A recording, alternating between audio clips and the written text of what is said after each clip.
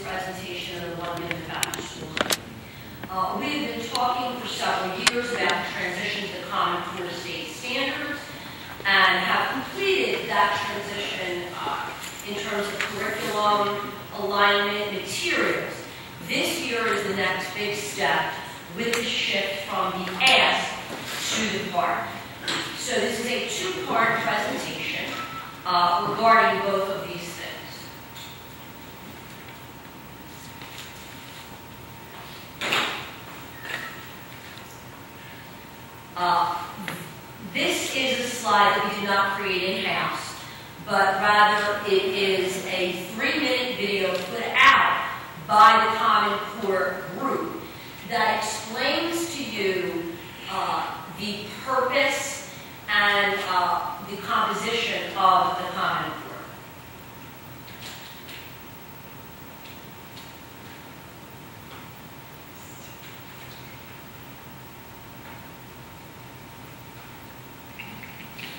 Like it or not, life is full of measuring sticks. How smart we are, how fast we are, how well we can, compete. But up until now, it's been pretty hard to tell how well kids are competing in school and how well they're going to do when they get out of school.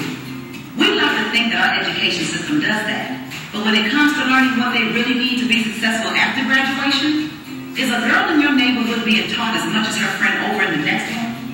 Is a graduating senior in, say, St. Louis as prepared to get a job as the graduate in Shanghai? Well, it turns out the answer to both of these questions is no. Because for years, states have been setting different standards for what students should know and be able to do at each grade level. That's making it too hard to know if our kids are really doing well enough overall. And if they can really compete for a job someday. What we really need are clear goals. That's where the Common Core state standards come in. They're like a total sea change in education. Consistent, strong, clear benchmarks for English language arts and math. Here's how it works. You can think of kindergarten through 12th grade like a giant staircase. Each step is a skill your child needs to learn before stepping up to the next one. But right now, too many kids aren't really confident with like 2 plus 2 before they have to move on to 2 times 2. We need more focus on the skills that help them move up the stairs, or they can slip up and fall behind. And there's another problem. What if everyone's stairs were made at different heights? Well, here we go again. They are. So, a boy in Seattle who's ranking an A in English literature could be getting a C on his Chicago friend's staircase. Oops. We need to create consistent steps in education too. So first, each standard creates a landing on the staircase, a stop along the way as your child heads toward high school graduation. Each stop is a chance for every parent and teacher to focus on the skills their students are supposed to know at that step, no matter the zip code, language, or race. And more importantly, each standard makes sure all students are learning what they need to know to get to graduation and beyond. Because something like counting to 100 leads to understanding dollars and cents, which eventually leads to understanding how to manage a budget. Secondly, the standards are consistent from school to school, and they match up against international standards too. Now we know how we're doing compared to just about everyone. So even though local communities will still design their own curriculum, with the same rules, everybody can compete on the same kind of staircase. But standards aren't learning. That's why we need teachers, parents, and students to help make that happen. By working together to help kids meet these standards. The world's getting more and more competitive every day. But now, when our kids get to the top of their staircase, they can have way more options on where their life goes from there. Clear goals, confident, well-prepared students. That's the Common Core State Standard.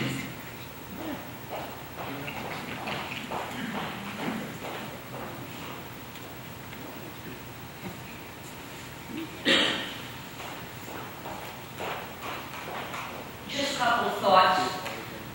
There are a lot of different opinions about the Common Core. There are people who think it is absolutely wonderful. There are people who do not like it very much.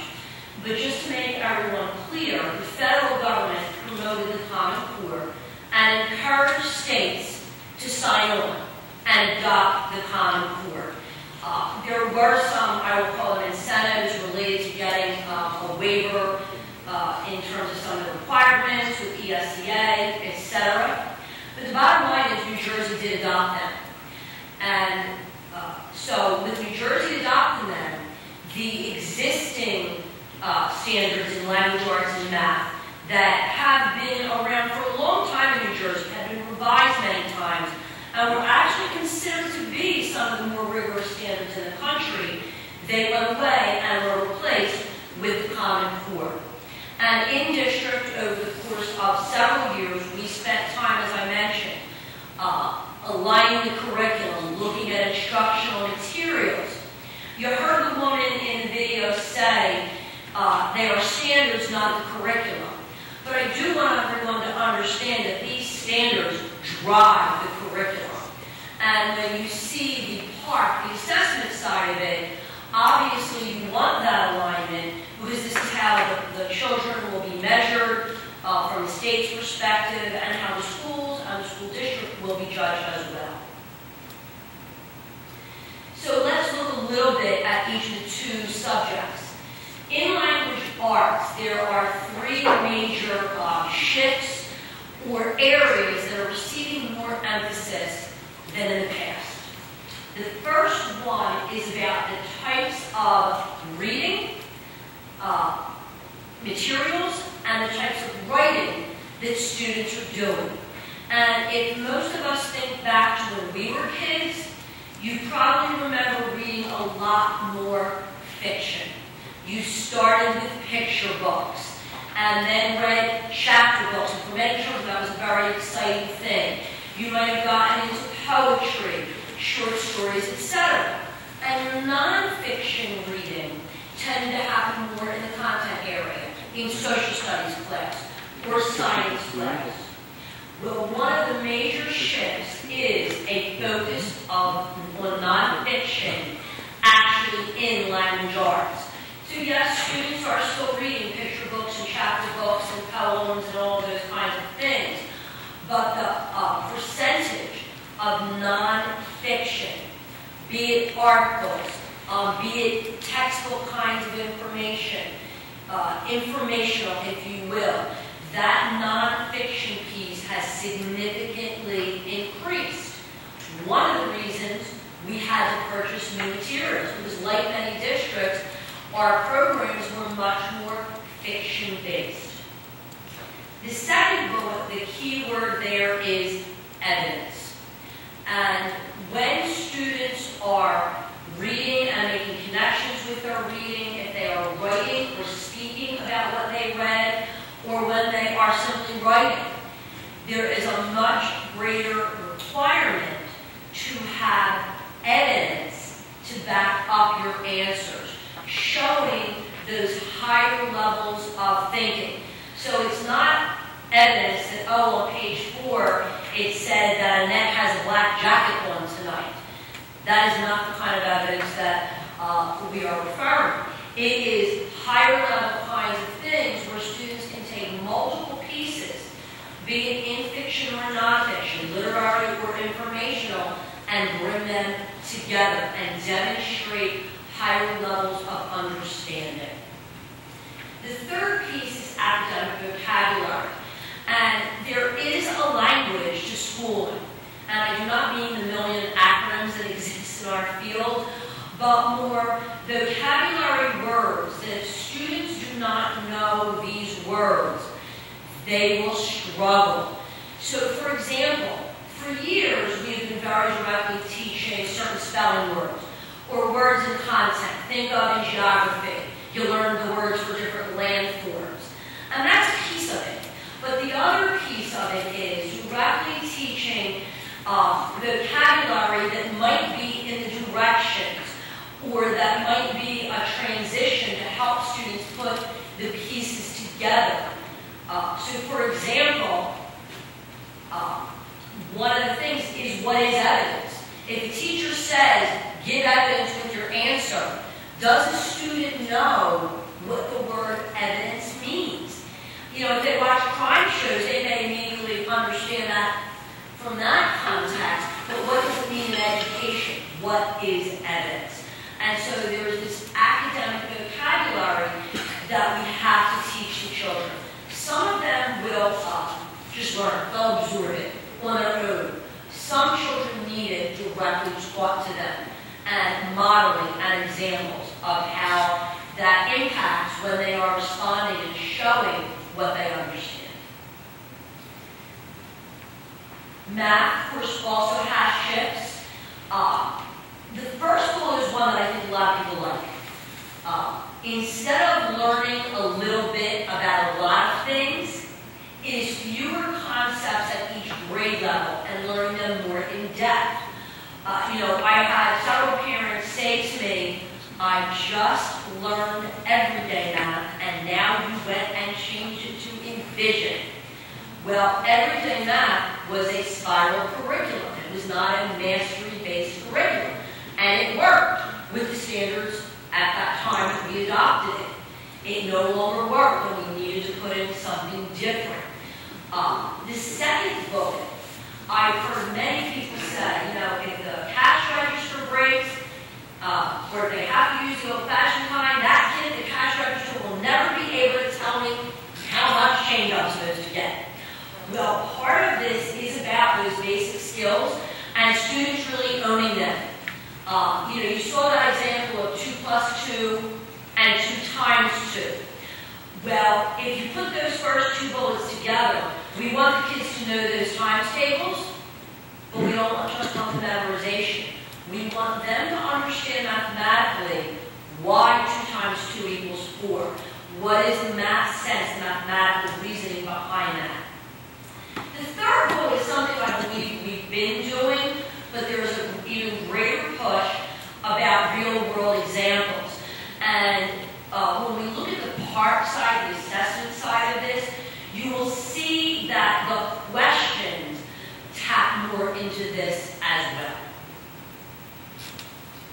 So that first portion is the Common Core, I don't know, video plus my talking in 8 minutes or less.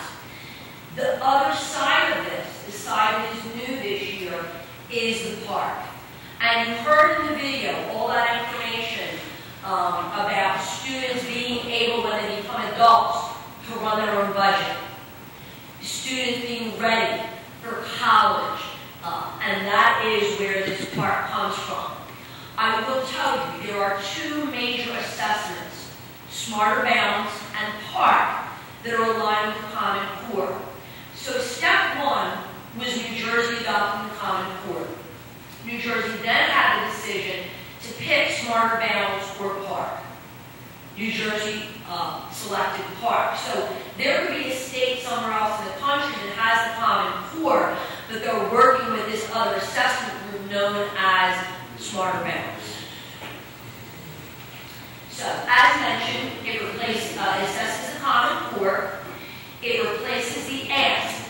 I do want to point out that ASK still exists in science for 4th and 8th grade, although we are being told that over the next several years, ASK will also transition to more of a park-like test as we adopt the next generation science standards. It is done online. You may recall last spring we participated in pilots to help us get ready for all of this. And there are positives to the online piece.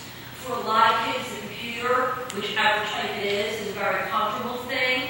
There are things built in, accessibility features for every child, not just a student that is ESL or special ed or has a 504 plan. And I'll give you a quick example. Say there's a question and there's 4 choices. And think about when we were younger, you might put a little pencil mark next to the one you thought it might be, or a little X, because you don't put the pencil mark in the wrong place. Well, now there's a feature built in. The students can put a red X over the items that they want to work on as part of process of elimination. There's a feature, for example, that's a line reader. Say a student too much print. Right there, available for every kid. They can look at it a line at a time. Say the student's stuck and they want to go back to a question. They can flag it to remind them to go back. Accessibility features could be an entire presentation in and of itself. In fact, with the administrative team, Betty Napoli, who is our park testing coordinator, led us through about 2 hours just about accessibility features the other day. More to come on that. We are being told that we will get the results more quickly. Obviously, we don't know what more quickly means at this point in time. There are 2 major assessments in park. The first is known as a new acronym, PBA, a performance-based assessment, and this is done in March. You can see how many sessions in each subject and the different types of questions. That phrase, performance-based, is really looking at the fact that this is not multiple choice. This is where you are either doing a research, you are doing an analysis, you are writing, typing in an essay, a short answer, an explanation, and then even in math. So if you look at this, it hits both nonfiction and fiction. It hits both skills and concepts. So 5 days in March, every student, 3rd through 8th grade. Each day, depending on the content of the day, it might be an hour, it might be an hour and a half. I don't want to give the impression that it's all day. Then, in late April, early May, there is the BOE, the end of year assessment. In language arts, the younger students only have 1 session, the older kids have 2.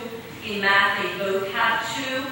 Again, if you look at the language arts side, both literary and informational fiction and nonfiction, a lot of vocabulary built into this. On the math side, more short answer, but again, concept the knowledge, the skills, and the understanding. At the parent meetings, we had some samples built into the slide. What I'm going to do this evening is actually take you into the park sample test, and I need to let everyone know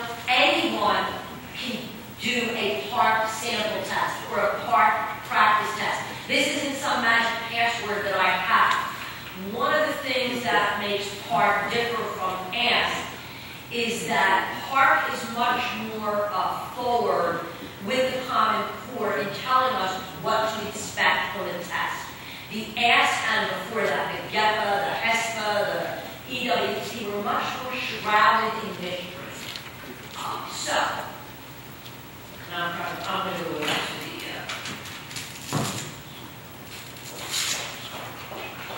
I'll be a little better with the mouse like this. So you can log on to the PARC website and go into this practice test. And we're certainly not going to take the whole thing.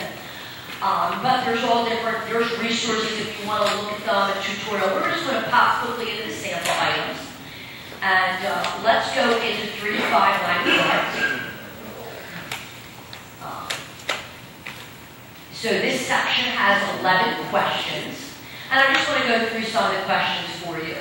So if you can read this, students have to read 2 stories, and then they're going to answer questions and think about the characters. And at the end, they will write an essay using information from the story. So right away, here is that evidence-based piece. You also notice they're reading 2 different things. If you look over here, and if you remember the mention of vocabulary, one of the big things about vocabulary that differs from when we were kids, and even as we went through the different state assessments, is very often in the past, vocabulary was in isolation. You get a word and 4 choices. The vocabulary now comes out of the text, and the student has to tell the meaning of the word based on how it is used in the paragraph's reference. So it's not about necessarily just memorizing the meaning of the word, but understanding vocabulary in context. Interestingly enough, after you answer part A, you then have to select, okay, you pick the answer, what detail from the story helped you determine or supports the fact of the definition or the meaning you picked for that word. Very different. Obviously, if you get part A wrong, part B is gone. So we just recently got an email that we sent out to the teachers explaining how students can and cannot get partial credit. Very different vocabulary kind of question. So then I'm just going to page through a couple pages. Here's a totally different thing, and this is where electronics come in. So here, again, you're reading these 2 stories. Now the question is, here's a list of details. You have to pick 3, and then identify and drag and drop them into the box. Here's a box titled Setting. You have to pick the 3 things that are related to this setting. So they're not asking you what's the setting of the story. A child has to show, I not only know what setting is, but I can read this passage and figure out and know which of these details are about setting. This next one gets into literary analysis. Themes from the story. Again, you said, whatever you pick for the theme, what is your evidence to support that? Again, some vocabulary. So that is just a quick look at some of the language arts. And hopefully I pointed out to you some of the differences from certainly older tests, it's not looking nice to me, and certainly from when we were kids, and certainly from even the more recent ask. Let's pop in. For math, I'm going to go to grades 6 to 8. And again, same thing. You can start the test. This particular has 6 questions. So here, we have a question where they tell us some information, and the students choose from a drop-down menu to create an an equation that would help you find B. And then there's a question. What was his average running speed? So a little bit different than typical math questions we may have experienced. This next one is about starting a marching band. And oh goodness, there was research done, and here's the data. Some of it is made directly from the chart. But then there's a question that gets maybe more into a multi-step. And the student has to use the various choices here to actually show or explain the steps they take to answer the question. This next one, we're getting obviously into graphing and plotting, and then a whole series of questions. So very often, there'll be some type of math introduction at the beginning, and then different kinds of tasks that the students have to do. As simple as plot the points on the map, to talk about the coordinates, then getting into more interpretation to show a greater understanding of that.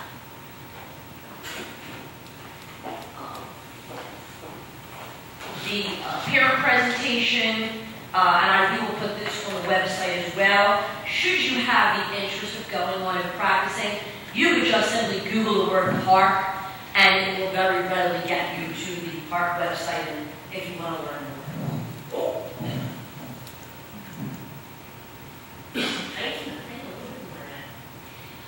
So, that was park in a couple minutes. So what have we done? As I mentioned, we have, as of September 2012, we were completely aligned with curriculum, and this includes cross-curricular connections. You know, if you think about this evidence for the research types of simulations, I should mention, it's no longer called multiple choice, it's called evidence-based selective response. There are cross-curricular things in science, in social studies, that help support, because let's face it, that is where a lot of nonfiction is used, informational text, so that work has been going on as well. As I mentioned, we purchased materials, including the technology, we've increased the wireless infrastructure to support the technology. We have continued to add online assessments so that more regularly students are used to taking assessments electronically. Our computer lab teachers, although they only see each student for limited numbers of time across the year, they are building in whenever possible things that will, again, help the kids experience what it will be like. Lots of professional development for our teachers, although I don't know that there could ever be enough, and we did that in school-night presentations. What still has to be done? Continuing that job-embedded professional development in particular. Already, the first window has opened to upload information about the students for the March assessment. And this is about, you know, is the kid regular ed? Do they have a 504 plan? Are they special? Are they ELL? Beyond the accessibility features for every child, which ones do they also get, perhaps based on their IEP, etc. Lots of work there. As we learn more, we will continue to update you, and although we won't be finished part when we're working on the budget, our experience as we prep for that March administration will help us know, you know, where are we, you know, feedback from our teachers, whether it's from parents, whether it's from students, of what we might need to do as we move to the next budget year. Some links from the DOE, as well as there's a parent page, which tends to put it in the most user-friendly terms. And I'll be happy to respond to any questions or comments. Mr. Newell. I go back to testing the basic skills testing. How long is this going to be testing time here? Because every time we get a new governor, new president, everything changes, then we got to go back and spend more money on this, that, and the other thing. I remember we spent a lot of money on everyday math, and then we had to change it. Not our fault, but we had to change it to meet this. Mr. Miller, I knew the answer to that question. I wouldn't even come to work here anymore. Well, I'm wondering that it will change when the next president comes in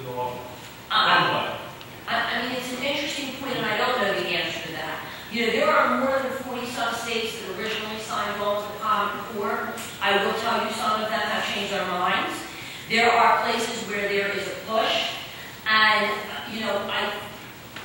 and again, it is from every angle. There are those people who don't like it because they feel it's too much government interference, and you're trying to create a national curriculum. The park advocates say that's not true. There are those people who don't like the increased accountability. Oh my goodness, if my kid is a 4th or 8th grader, it's 10 different days that some kind of assessment is going to be given. But at this point, it is what New Jersey has told us to do, and we're working, to do it the best we can. My second question. We're accepting tuition students tonight from all over a lot of places, none of which the list I looked at were Sterling Educational Institutions. Are they going to count against our test board? What happens with them? In the past, it has been the assessment results go to the home school, the home district, but whether or not that's changing the park, I do not know the answer to that question. I could try to find that out. You could argue either way. If they're in our building, why wouldn't they count for us? But then you could also argue they don't live here. And I will mention this.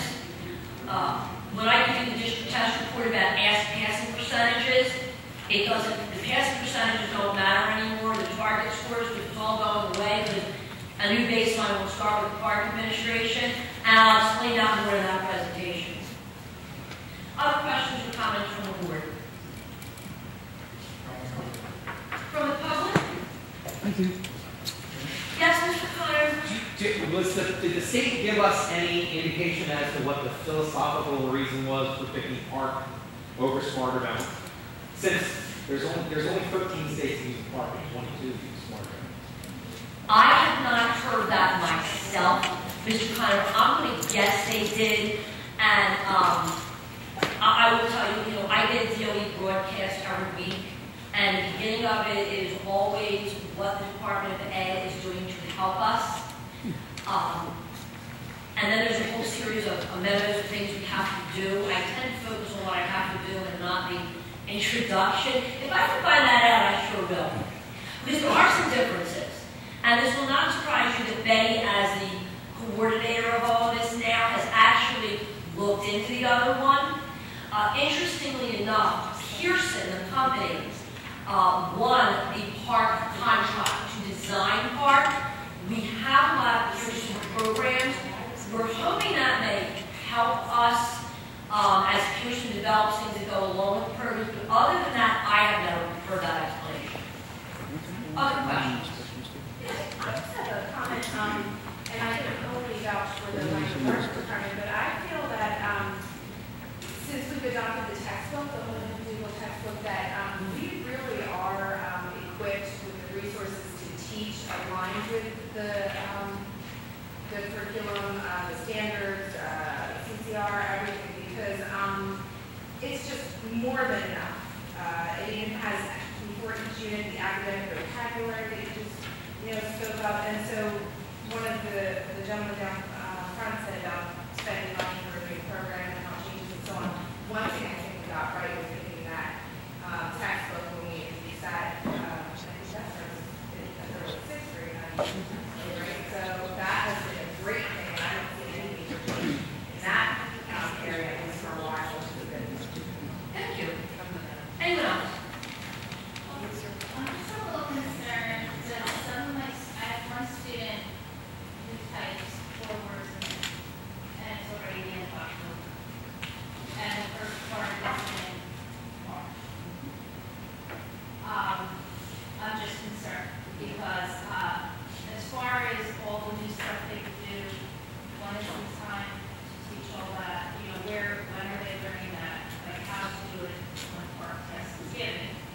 And number 2, when they have to type their essays, they not only have to think about what they're going to say, but also I have students who type 4 to 10 words a minute.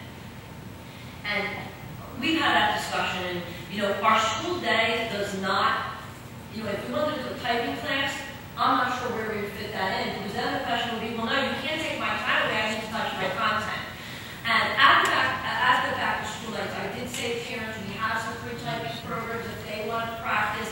I think there are some teachers out there, or if there's time in the morning, or, you know, on the student homepage, there are typing programs.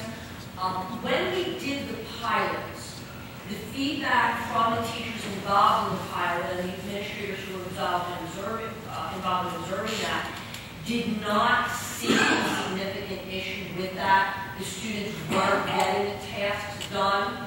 The way PARC is designed, if the test is designed to last 50 minutes, there is automatically time and a half built into the testing situation to accommodate students who might work slower, and that's naturally built in. And that's one of those things where, in honesty, we need those baseline results and teacher observation and all of that to tell us, do we need to do something different? Yeah, because during intervention, I have students go on back as keyboards, you know, to practice even for 15 minutes, because the months go so fast, March is going to be here. Yes, it is. You know, I alerted parents to have them practice at home, but who doesn't have a computer, or who doesn't allow their kid on technology, or so, you know, it's something. And I would hate for a child not to do well because of typing skills or. And I think that's a concern all over the place. I mean, that's not just unique to us. You can walk in any district and they're having that same concern. And a lot, even those of us that had typing, it was in high school. Right. It was not an element, typing was not an element. It is a valuable skill that It absolutely is. they don't have it. When I retire, I am going to be 7 times. Well, I mean, I learned how to type in typing one, quite honestly. It's keyboarding is not taught as a skill, and that's why kids are having a hard time. And you teach the already sure for it. I think what we see of older kids at the middle school level, they may only use 2 fingers, but they are learning. They are pretty darn fast. It's great. Other questions or comments? Mr. Moore. One last question. You said that some states that they PARC as a testing instrument, and some states the other way. How does that kind of give you comparability nationwide? Because you know damn well, pardon me, you know darn well, we're going to get compared to Colorado, which has a lot less kids than we do.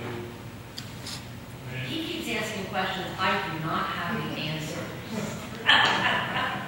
It's a great question, and I don't know how, because 2 different tests, you're not, you know, they may both be aligned to the same set of standards, but it does not mean that they're equal in rigor or accessibility features. And I'm honest, I have learned nothing about the other one. It's enough for this one. But if I find out, Mr. Moore, I will tell you. well, it's a good question for those that go to the school board convention. They ask when the Department of Ed gets up there. Absolutely. Thank you, everyone.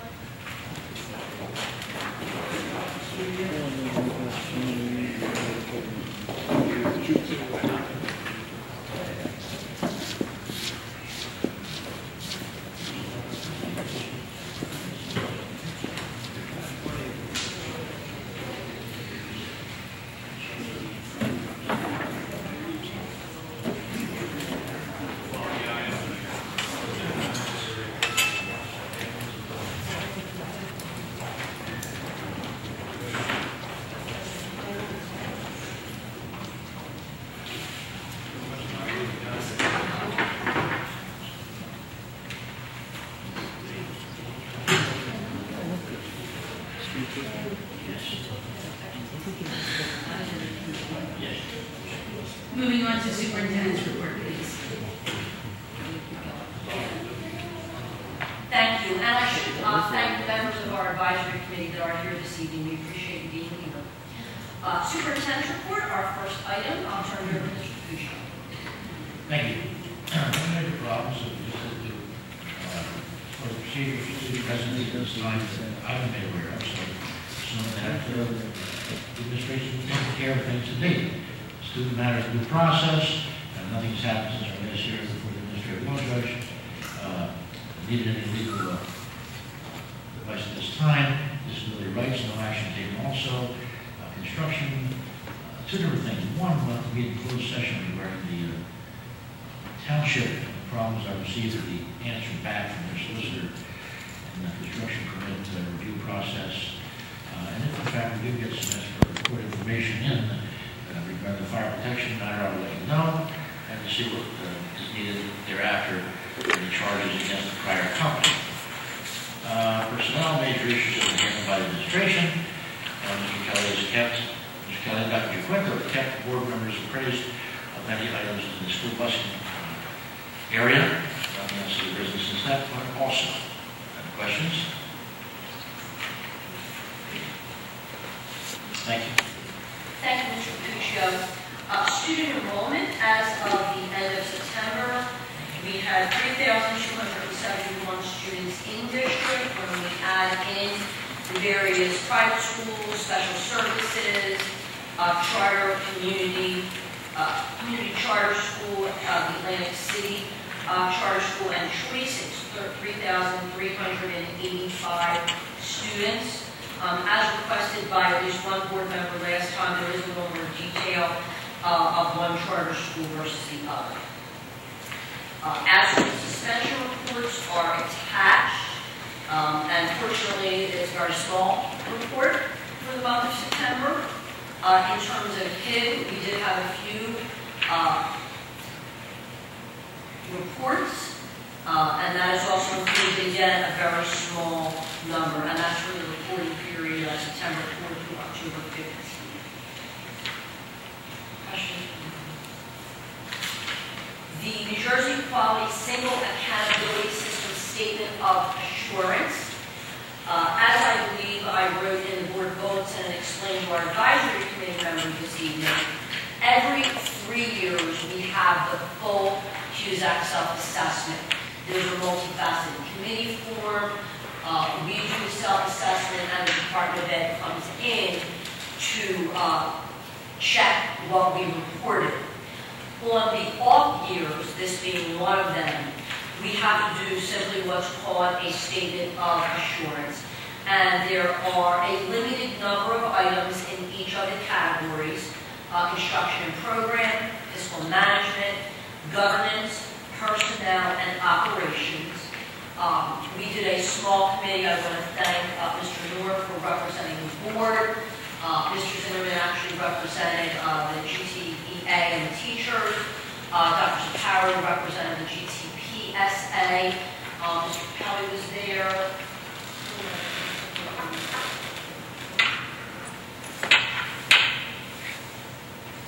It will come to me.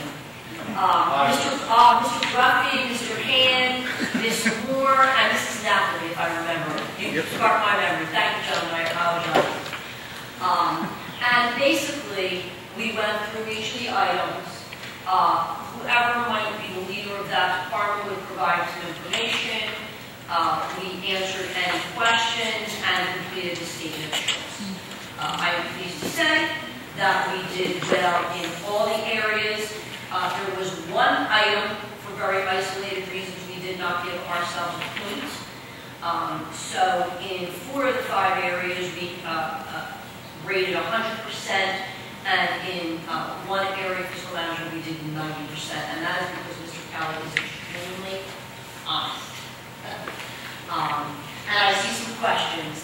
We know there's a rule about confirming purchase orders, and I'll let Tim explain. Just one of the questions on the finance section is whether or not there are any confirming purchase orders in the district, where the district might pay a bill after it receives it, but not have the purchase order issued. Administrative code requires every purchase has a purchase order, so that an individual has to confirm the purchase. While we do a very good job, there are isolated instances where that happens. So, like last year, we did not give ourselves these points in there. Questions about that?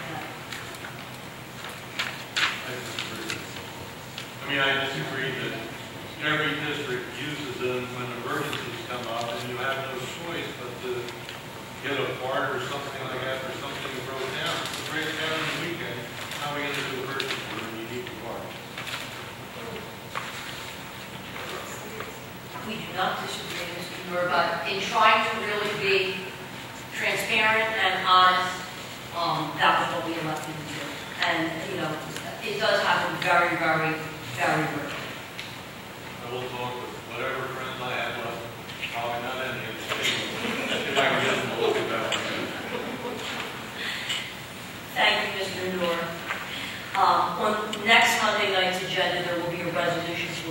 approve that, because it is due in the county superintendent's office by November 15th. So you'll see that as a action item. I do have a question on the enrollment. I noticed there were some additional choice schools that we did not have last year. Just out of curiosity, more than anything, what's happening? Why are students choosing to go to Hamilton, Ocean City, and Upper Township, of all places? The form that families fill out do not necessarily ask that. I know that, but Parents are not. I can tell you I know you have the Township one because I know the parent did speak to the parent. That is an instance where the parent works there and wants the children in the district with the parent. I cannot tell you for the others. I mean, sometimes when it's court, they want a very tiny environment, for example. Sometimes it could be they think, say they want a different high school for whatever reason. They think if they start young, it will guarantee them a choice at high school, which isn't true anyway. But some of these children have never even been here. It could be they relocated and figured, all right, this is a way for me. I moved here, but I can still go to school there. oh, so some of them could be educated in that district, It could be that. and they want their children with them in that building. I know that is definitely one. Okay, I was curious. Okay, thank you. Curriculum and instruction, please. Yes, item 1 is to approve home instruction, the count, the student number, the school, and the reason and dates are listed. Number 2 is to approve following enrollment student for fieldwork placement for the spring semester.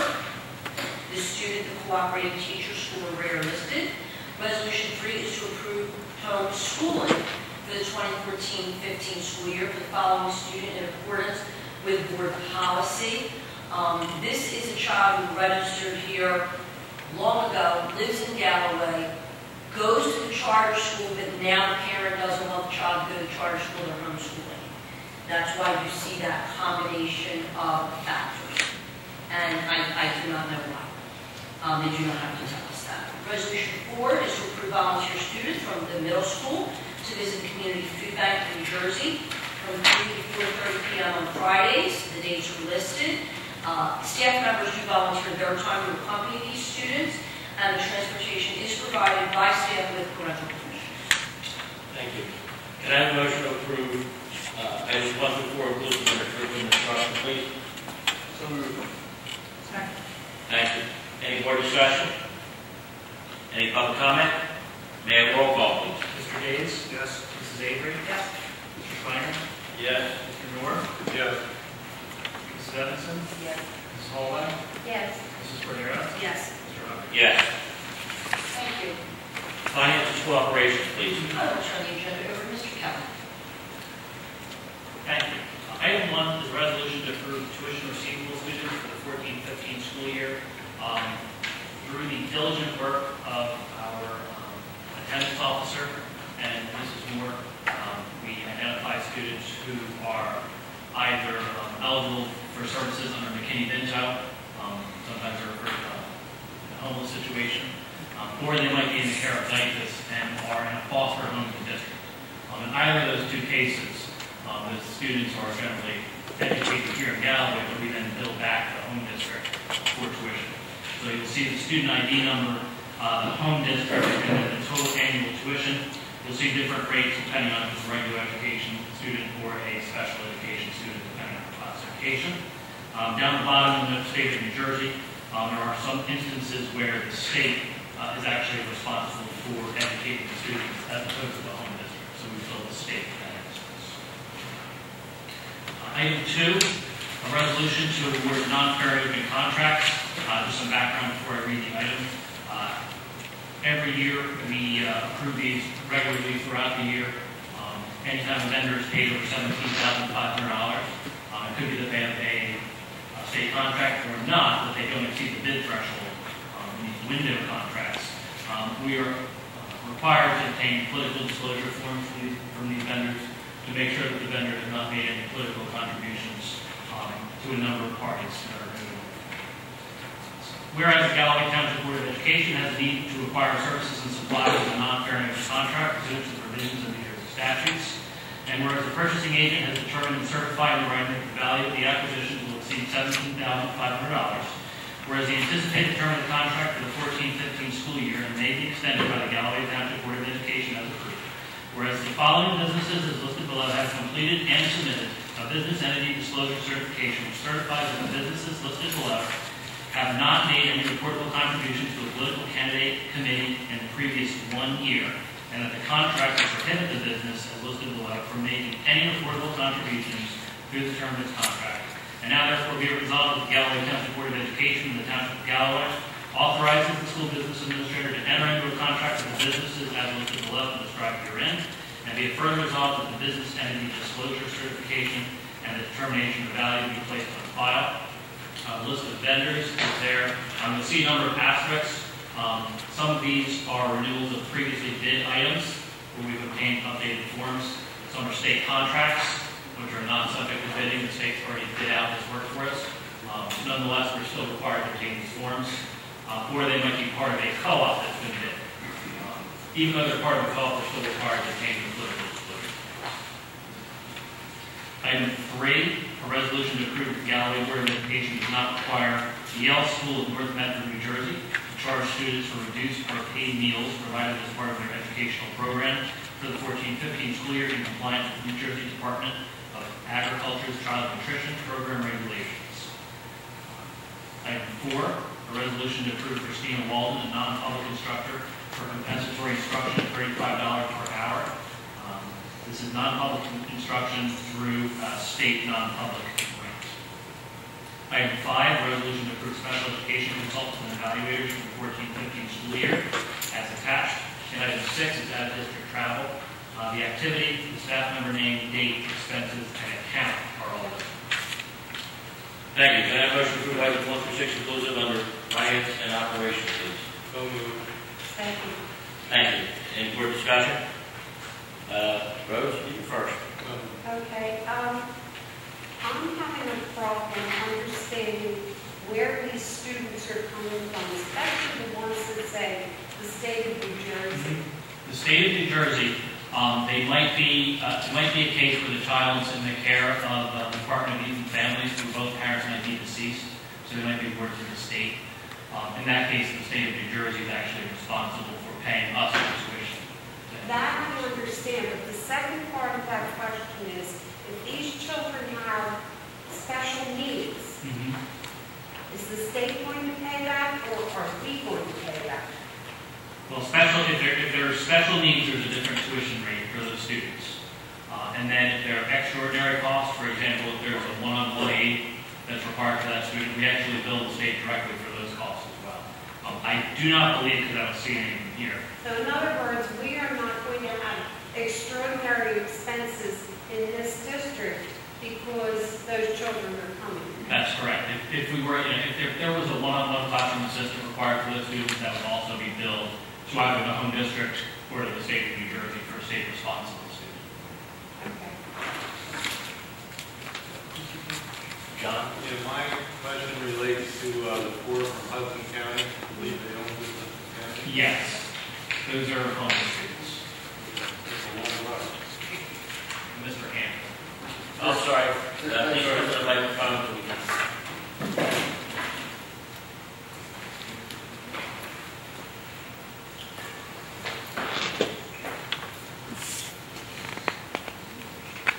Thank you, Mr. Handy, who is our Thomas Hannon, Director of Special Education. Just following up with what Mr. Kelly said, there are a couple therapeutic foster homes located in the town there, so we get a lot of these students through there. Mr. Kelly and I do go over the contracts. Yes, there are a number of special education students there, and we will bill for those services there. But we get these students in often, and at times it is taxing, but we have no choice but because they are therapeutic foster home, and we have to develop a program for them. I would say most of the ones from the state are that way. The other ones, as Kelly said, are home. There's one student, one there from Winslow, which we have met with Winslow. We are accepting him as a student, and they came to us at the meeting, and we were able to develop the program within the town. Can I ask you a question? How long have these schools been in Galloway? I don't know, since I've been here 15 years, there's at least always one there, now there's at least 2 or 3. Are the students with us long-term, or are they short-term because they're in foster homes, are they? Sometimes they're here for up to over 2 years as long as, I think we've had one student for 3 years. A lot of times it's in and out. Do we bill it at per day? It's a per diem, yeah, it's a per diem. I will also add one other piece. If a child is placed in a foster home through what is no longer called DIFAS, through Children and Families, there's actually a consultation. Say where the child originally lived is in one school district, but the foster family is in another school district. There is a consultation and a decision is made. In some instances, the child, even though they live now in the foster family here, might go to school in an original district, or the opposite can be decided as well. That is not the school district's choice. That is something that the Division of Children and Families, someone there oversees that and works and communicates with the district. Thank you. Learn something new every day. I'm sorry, was there any other questions from the board? Is there any public comment at this time on findings? Okay, can I have a roll call, please? Mr. Noor? Yes. Mrs. Hallway? Yes. Mr. Days? Explain number 2, yes. Thank you. Mrs. Emerson? Mr. Schreiner? Yes. Mrs. Avery? Yes. Mrs. Cordero? Yes. Mr. Hucker? Yes. Thank you. Facilities, please. Thank you. First item, just an update. We held our last job site meeting on October 2nd. The contractor was a bit behind on some brickwork. The brick hadn't arrived for the maintenance to install. We do have a meeting again tomorrow morning, Thursday morning, at 10 o'clock a.m. in the district office. And I'm eager to hear what the progress is from the contractor on their maintenance. Finish with the. You have anything to add, Mr. Schreiner? I'm sorry. Do you have anything to add? No, just good job. We'll get done. Okay, we seem to go slow. At the end, the basic roofs are on and a lot of the trim work I believe is done. It's the brick work that held us up. The brick didn't come, there's not air brick there, can't put the brick there. True straightening. Thank you. Community use of school facilities, please. Thank you. Item 1 is the Atlantic Youth Soccer has requested the use of the gym at Arthur Lane for practice on Tuesdays beginning January 6th through March 31st, 2015, 6:30 to 8 p.m. Item 2, Cal has requested the use of the gym at Smithville for basketball on Mondays, October 6th through June 8th, and that's 6:30 to 9. Item 3 is also Cal, the gym at the middle school for basketball on 2 dates, October 27th and November 3rd. Item 4, Cal has requested the middle school gym for basketball on Tuesdays and Thursdays, beginning November 13th through April 1st. Item 5 is Cal request for the use of the cafeteria on the middle school on October 6th. This was for a referendum meeting, and because this happened in between board meetings, administrative approval was granted. And finally, in this section, Galloway Renegades Football has requested the use of the cafeteria at Ridge Road for a meeting on October 16th, only if there is inclement weather. And administrative approval was granted. I do not remember whether there was inclement weather.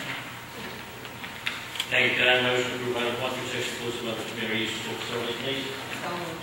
Second. Thank you. Any more discussion? Any public comment? May I have a roll call, please? Mrs. Evanson? Yes. Mrs. Hallway? Yes. Mrs. Avery? Yes. Mr. Days? Yes. Mr. Schreiner? Yes. Mr. Noor? Yes. Mrs. Cordero? Yes. Mr. Hucker? Yes.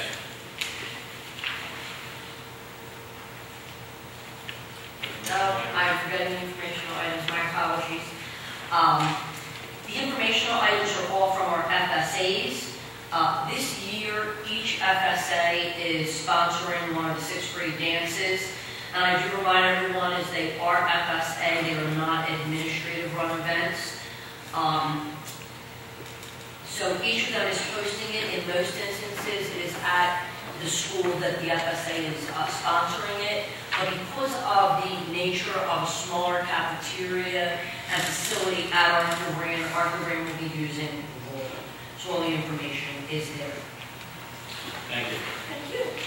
Personnel, please. Yes, we do have 3 letters of intent to retire this evening. There's only one copy, but we can pass them around if you are interested in looking at them. The first one is a resolution to accept with regret the letter of intent to retire from Susan E. Ireland, teacher at Galloway Township Middle School, effective January 1st, 2015. Mrs. Ireland has worked in the Galloway Township Public School District for 31 years, and her dedication and commitment to students and staff are appreciated by our entire school family. For those of you who don't know, Mrs. Ireland, she teaches art. Thank you. Can I have a motion to approve item number 1 under personnel, please? So moved. Second. Thank you. Any more discussion? Any public comment? May I have a roll call, please? Mr. Days? Yes. Mr. Schreiner? Yes. Mrs. Evanson? Yes. Mr. Noor? Yes. Mrs. Hallway? Yes. Mrs. Avery? Yes. Mrs. Cordero? Yes. Mr. Hubbard? Yes. Thank you. Resolution 2 is to accept with regret a letter of intent to retire from Christine Foose, teacher at Ridgeway Elementary School, effective February 1st, 2015. Ms. Foose has worked in Galloway Township Public School District for 26 years, and her dedication and commitment to students and staff are appreciated by our entire school family. And Mrs. Foose is a teacher of special education.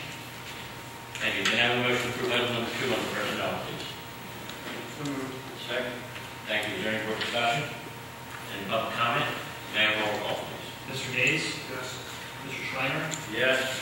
Mrs. Avery? Yes. Mrs. Hallway? Yes. Mr. Noor? Yes. Mrs. Evanson? Yes. Mrs. Cordero? Yes, with regret. Mr. Hubbard? Yes. Thank you. Item 3 is to accept with regret the letter of intent to retire from Deborah Quinn, teacher at Ridgeway Elementary School, effective January 1st, 2015. Ms. Quinn has worked in the Galloway Township Public School District for 21 years, and her dedication and commitment to students and staff are appreciated by our entire school family. And Mrs. Quinn is a 5th grade teacher. Thank you. Can I have a motion to approve item number 3 under personnel, please? So moved. Second. Thank you. Any more discussion? Any public comment? Can I have a roll call, please? Mrs. Hallway? Yes. Mr. Schreiner? Yes. Mr. Days? Yes. Mrs. Evanson? Yes. Mrs. Avery? Yes. Mr. Noor? Yes. Mrs. Cordero? Yes. Mr. Hubbard? Yes. Thank you.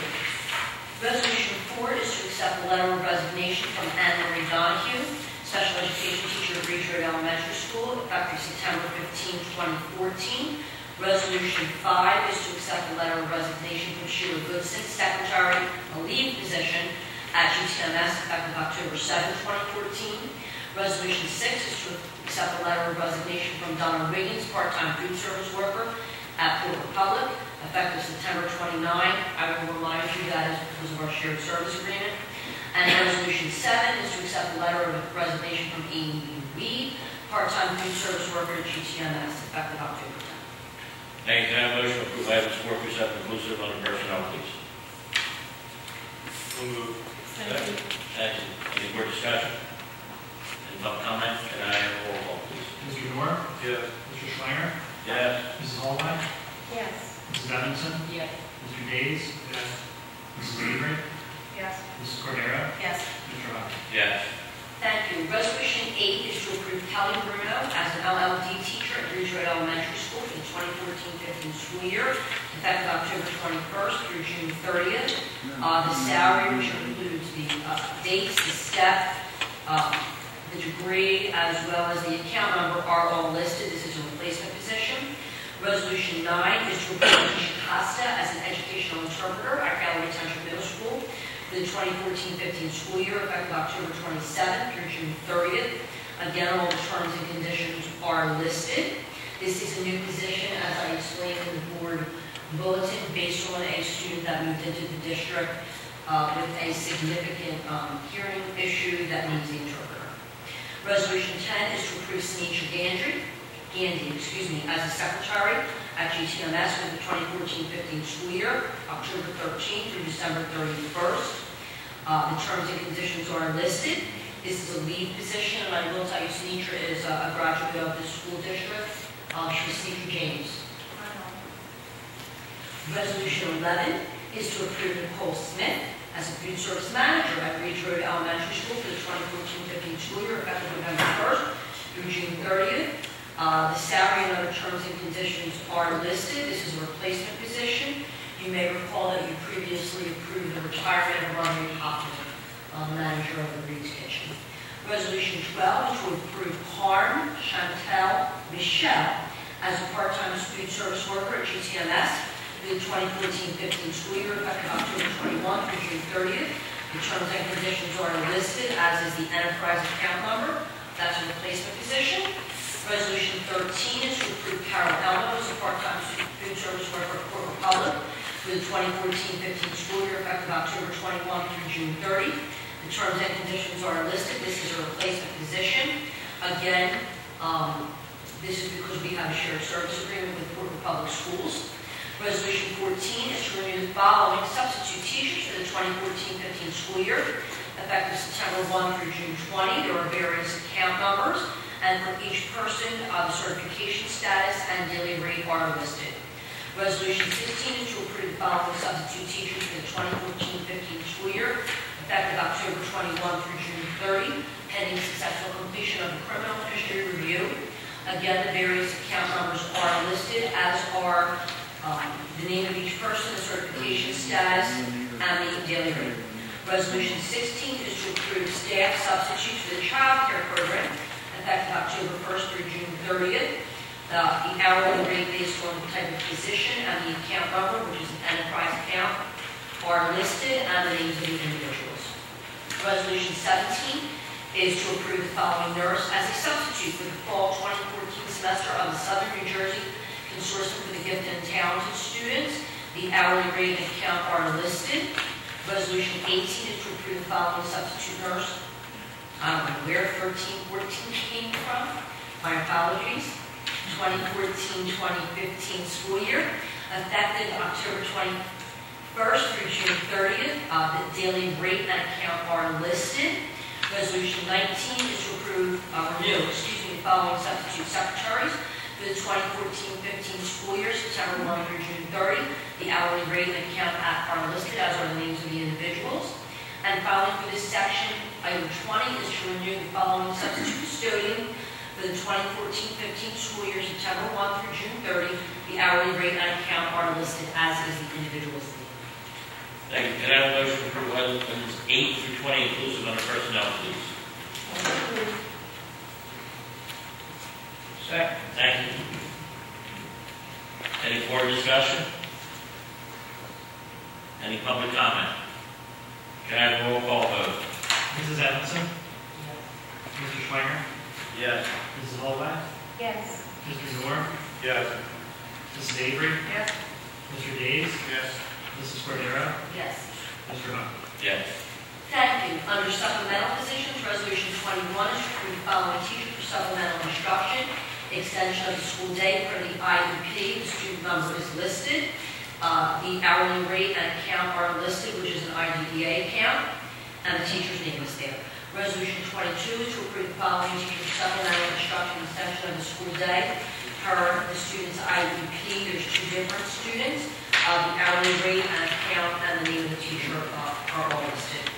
Resolution 23 is to approve the following staff member for extracurricular activity extension of the school day per the IEP. The student number is listed, as is the hourly rate and the account number and the name of the individual. Resolution 24 is to approve the following staff member for extracurricular activities extension of the school day. This is for a different student. Again, the hourly rate, account number, and staff member are listed. Resolution 25 is to approve the following Smithville Elementary School teachers for the Smithville Academy. The hourly rate not to exceed hours per person, and the account are listed, and this is funded from NCLB Title I. The name of the teachers and one substitute are listed. Resolution 26 is to approve the following staff to conduct 192, 193 Non-public evaluations at the rate of $350 per evaluation. The account number is listed. I do want to emphasize that this is non-public funding, not the local budget. The various categories of employee and the names of the individuals are listed. Resolution 27 is to approve Joanne Post to conduct case management duties for non-public evaluations. The hourly rates and account numbers are listed. This is also non-public funds for part of it and IDEA federal funding for the other parts. Resolution 28 is to approve the following middle school teachers for the after-school assistance program that runs, it did not start yet, but it is for the full school year. The not to exceed hours per person, the hourly rate and account are listed. This is Title I federally funded, and the names of the teachers involved are listed. And finally, for this section, Resolution 29 is to approve the following teacher at TMS for PM detentions effective September 1 through June 30. This is not to exceed total for all of the teachers. There were other staff members who handled this previously approved, and the account number is listed. Thank you. Can I have a motion to approve items 21 through 29 inclusive under personnel, please? Second. Thank you. Any more discussion? Any public comment? Can I have a roll call? Mrs. Hallway? Yes. Mrs. Evanson? Yes. Mr. Schwanger? Yes. Mr. Days? Yes. Mrs. Avery? Yes. Mr. Noor? Yes. Mrs. Cordero? Yes. Mr. Hubbard? Yes. Thank you. Policy, please. We have none this evening, but I will let the policy committee know that Mr. Brucky is working on several, and he will be sending them out to you. Thank you. Notice of public meetings, please.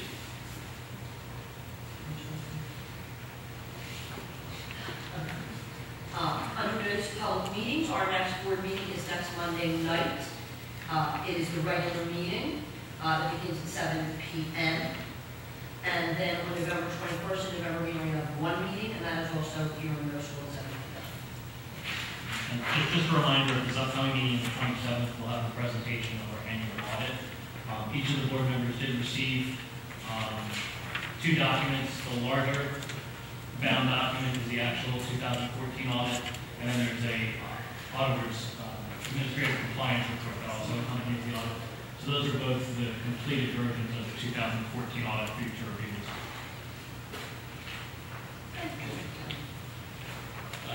Special events or anything? Nothing?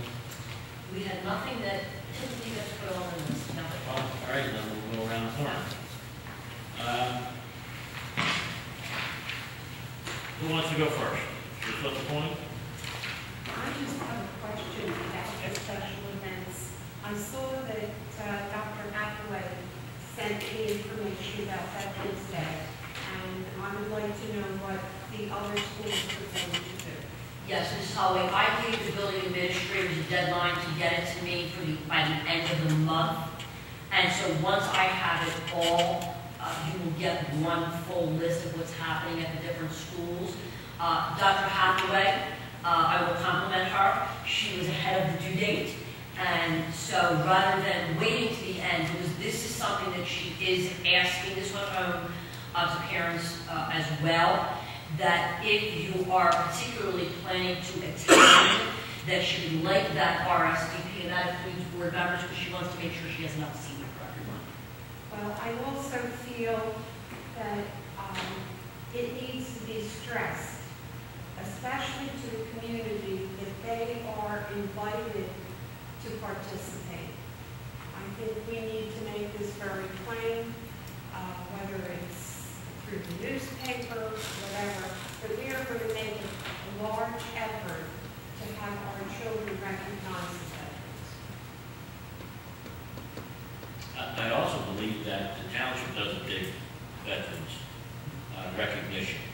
Obviously, with Veterans Park right there on Route 9, they do a superb job on recognizing veterans all times of the year. Oh, I agree. Yes.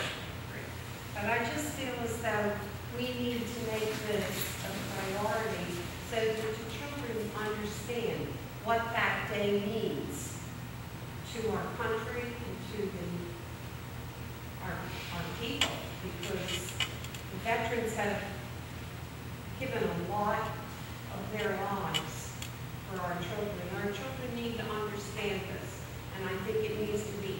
signs in the schools.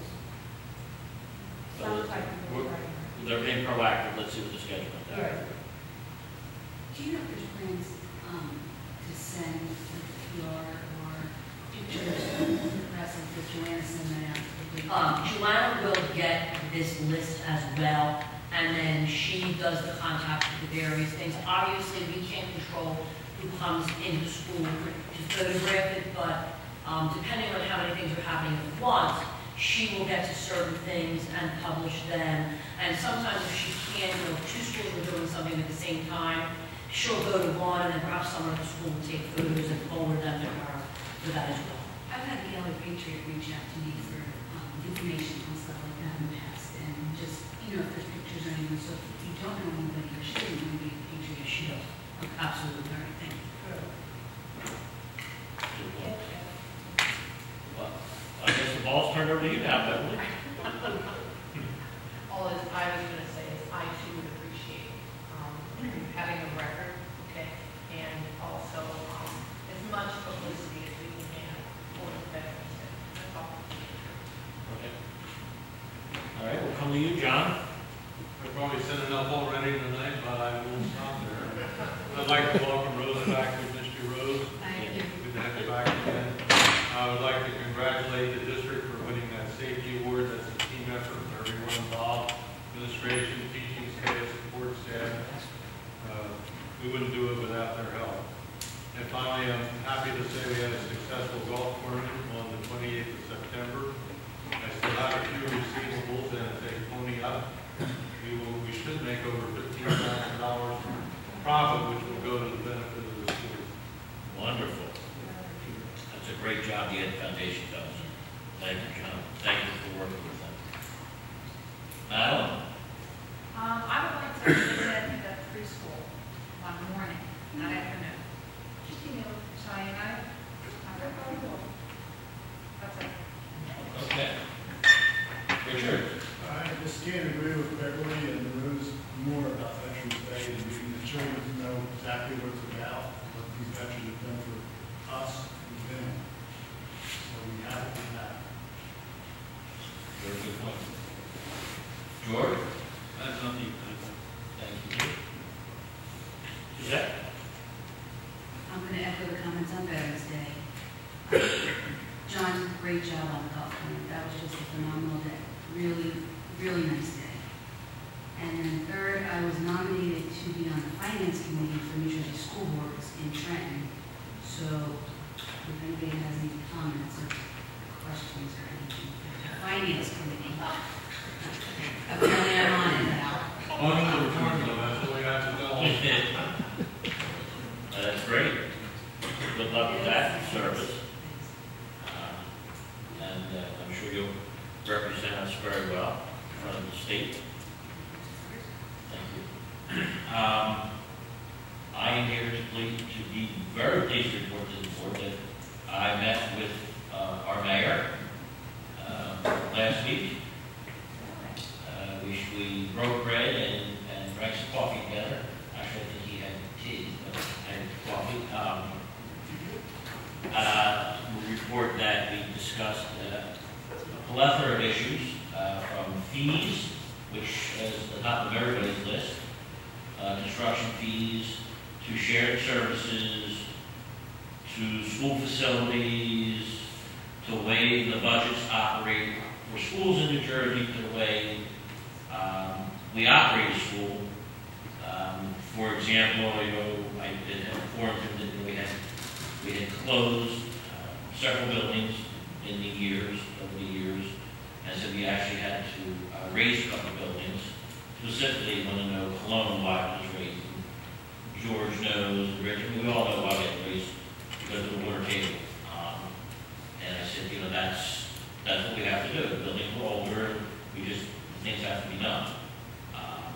And I said, we have plenty of land here in Galloway. We had it for sale, we pulled it off the market. When the market bounces back, we're going to put it back on the market for sale, just like everybody else. I said, just now's not the time. I said, we look forward to doing other shared services. And I gave a little history lesson, which some of our older board members that didn't hear when we talked about giving South Lake Harbor building to the township in return for shared services, mowing grass, and didn't work out. So I kind of explained to them the history lesson and why we really need to work, be progressive in shared services and come up with those ideas. I also told them that there was a time when we did some IT work for them. George remembers when we did some IT work and exactly. So we want to work with them, okay? And that We appreciate it if they quit throwing us under the bus every time they speak. I agree.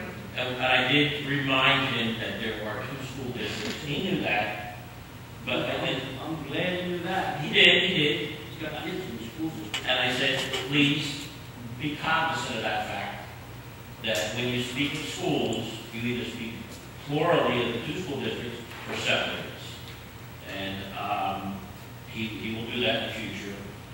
His government, our government relations committee, and his education committee. Thank you. You have another one that you should come to, please? I come out of We'll meet, and I did in fact suggest that we, years ago, met with Stockton, Greater Lake Harbor Regional, us. We would have a meeting to talk about the things that we could do collectively in shared services for each other. And I think it's time to try to do that again. But the point being is that I did meet, it was a very successful meeting. Yes, he did. Yes, he did. So, the other issue I think we're going to go into closed session with, that we can't discuss, but I just want for the record, public to know that I did meet with the mayor. We did have a very nice meeting. It lasted about an hour and 45 minutes, so it was a very good session I had. Arnie, is the township going to take the lead and, like, somebody has to be the organizing force behind the meeting this project? So who is going to be that organizing force? Is it going to be us, township? I told the mayor I'm calling him back within 2 weeks if I don't hear from him. Okay. So it's already been a week. So I suspect I will be calling him in another week. And I don't know what their schedule is. Do you think that we should facilitate it? Oh, absolutely. Because it's not going to get done unless we facilitate it. Absolutely. So let's, we set timetables. Okay. So, yes, you are. So, Yes, you are. I think I agree. okay. Is there any public comment at this time that needs to come before the Board of Education this evening? If you do, please come to be recognized, state your name, and that if you're a Galloway resident. I am a Galloway resident. I wanted to go back to Susan Ireland's retirement. We have a really strong arts program here, and part of it is due to her vision and her leadership throughout the years. I hope that we get someone to replace her, although replace is not the word, that sets the bar as high and gets her students to go above that bar. I do want to share a story with you that we heard at a team leader meeting today. And that is, everyone's aware that the South Jersey Consortium, Gifted and Talented Consortium, is held in the school. There was a parent that was here on Saturday for the class who is a teacher, I believe an arts teacher in another district.